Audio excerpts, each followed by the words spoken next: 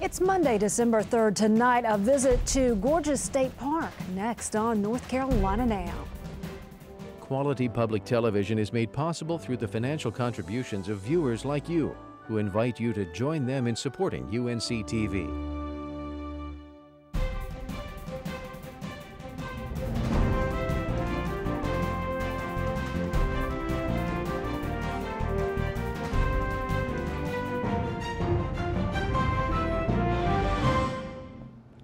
Good evening, everyone. I'm Shannon Vickery. Thanks for joining us.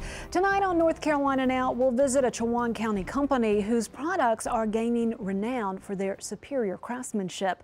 And we'll learn how our state is faring as the country works to come out of the recent recession. But we begin with a trip to the park.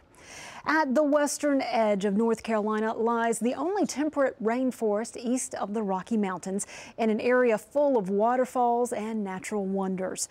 In the first of our three-part series on North Carolina State Parks, Dr. Tom Linden from the UNC School of Journalism and Mass Communication takes us 45 miles southwest of Asheville to Gorges State Park in Transylvania County. Nestled along the southern edge of the Blue Ridge Mountains, Gorges State Park provides sweeping vistas of mountains and canyons. Venture deep into the park and the landscape changes. You see water, lots of it, flowing down crevices and cliffs, collecting in streams, providing moisture to plants and animals. All that water makes the area a temperate rainforest. That's right, a rainforest in the mountains of western North Carolina. That water ends up in waterfalls like this one that draw thousands of visitors annually to the park. Heavy rains power these falls. The National Climatic Data Center reports an average of 91 inches of precipitation a year. These gorges are special. They're carved by water. Water is at their heart, and water is key to the way that they function. Clemson University biologist Patrick McMillan has been studying the gorges for decades. The gorges are the gorges because of the water, and that's really where the magic starts. That magic comes from the gorges' location that acts like a magnet for water.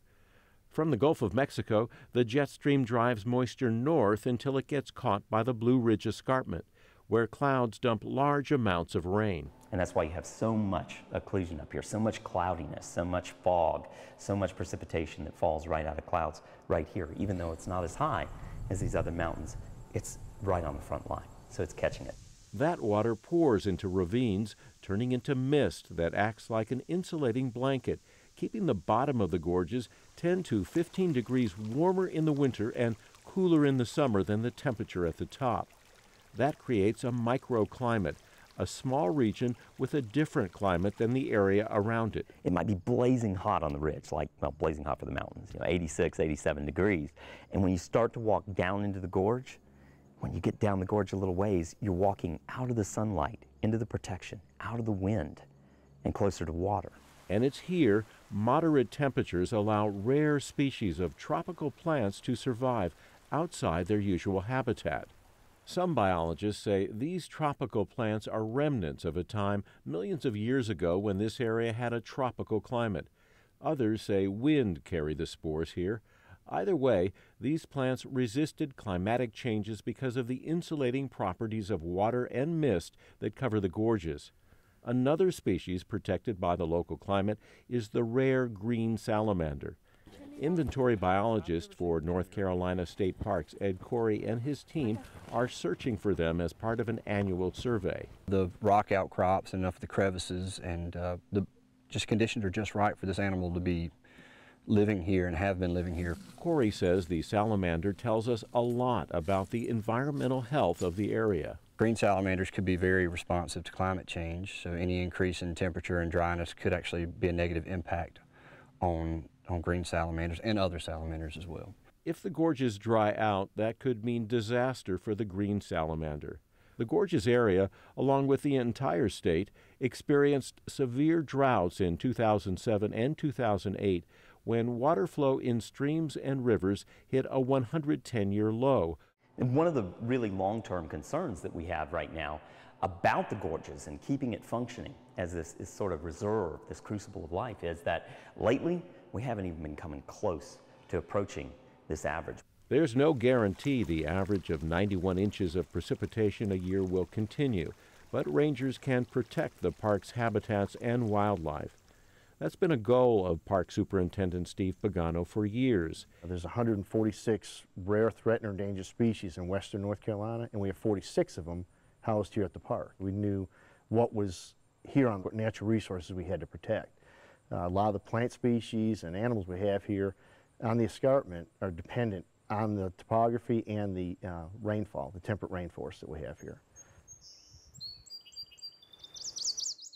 Now think about how important it was for the state of North Carolina to acquire this land that has served as such a crucible of life in the past for the future.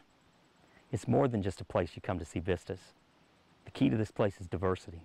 The diversity of life, it's a diversity of activities, it's a diversity of opportunity for the people of North Carolina and for life for eons into the future. That diversity of life depends on abundant rainfall. Like so many areas of the planet, the fate of the gorges may hinge on what happens to its unique climate in the coming decades. This report was produced by students in UNC's Medical and Science Journalism program. Tomorrow night, we'll look at how an exotic plant is invading the Eno River in part 2 of our series on North Carolina state parks.